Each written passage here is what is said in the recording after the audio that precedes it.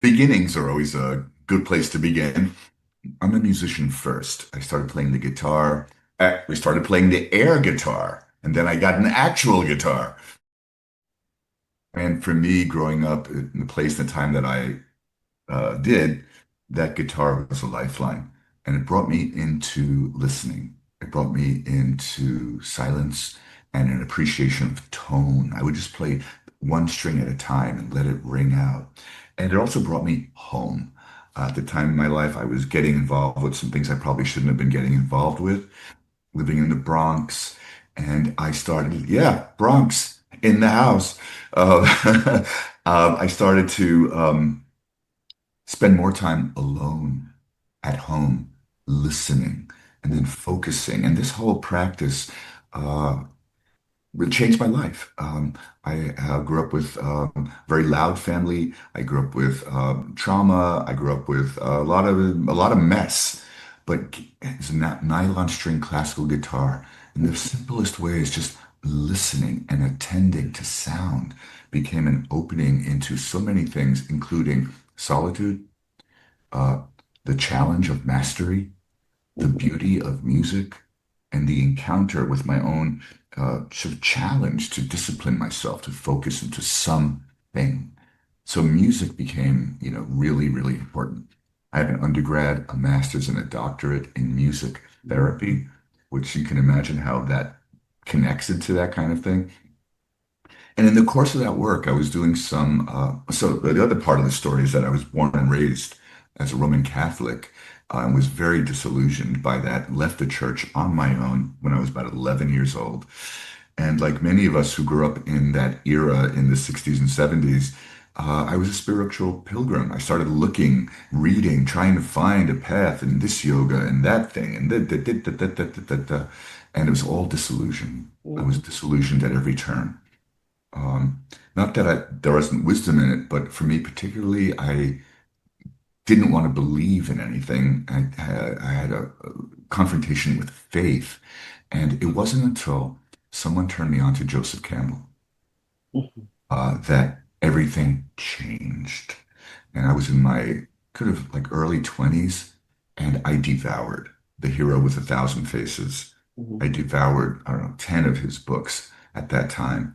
And there's nothing to believe in, but there's an experience to be lived. Mhm. And so my doctoral dissertation is on the intersection of music therapy and mythology.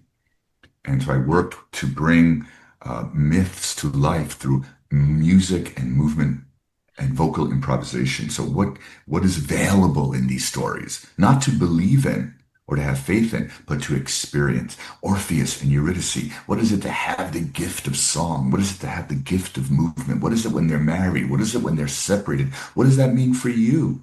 And of course, I went on this own journey myself. So I started telling stories.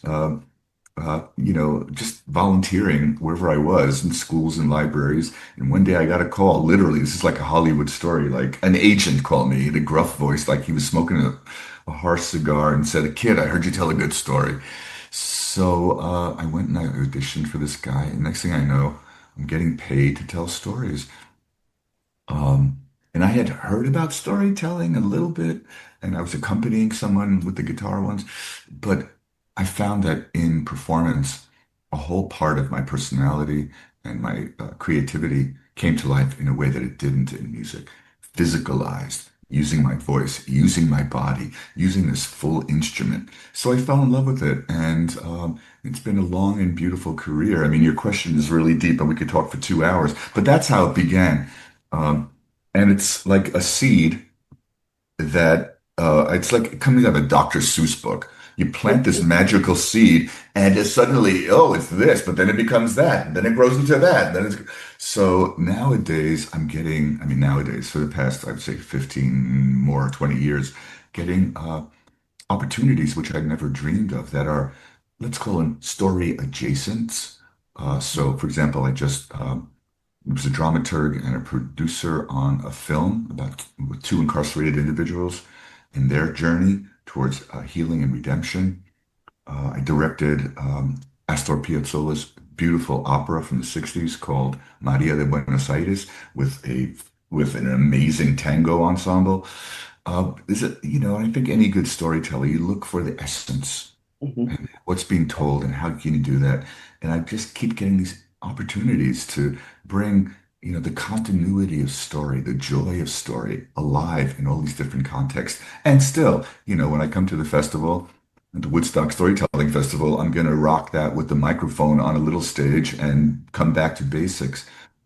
So I don't know if that answers the question, but it's been a long, beautiful, varied career with lots of opportunities that root back to um, the experience of being alive. Well, I don't want to compare to other art forms. I could, but I mean, it's a whole kind of intellectual conversation.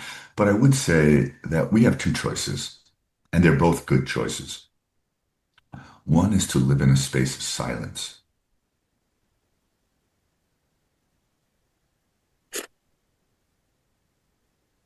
which is beautiful. And the other is to open our mouths and say something. And those things go together. Those choices go together. So when we open our mouths to say something, what do we say? Is it rooted in that silence? Is it rooted in some kind of wisdom tradition? What's it rooted in when we begin to speak? And so one of the beautiful things for me about storytelling is to bring through this magic of human speech essences of what is born out of silence, the deep values, the wonder, the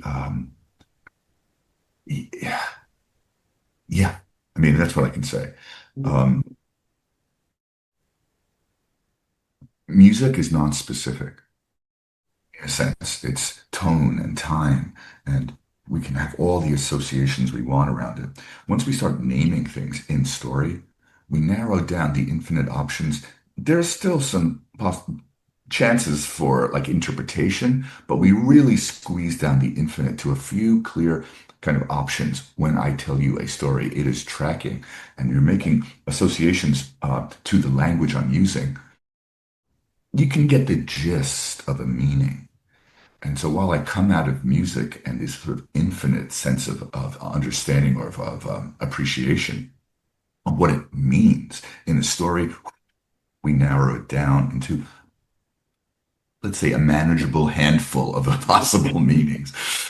Um, and for me, storytelling is what I would call poor theater, not out of poverty, but a simple kind of theater where Hmm. sound and movement, uh, set, choreography, dramaturgy, all of that gets focused in the body, in the Hmm. voice, and the use of language.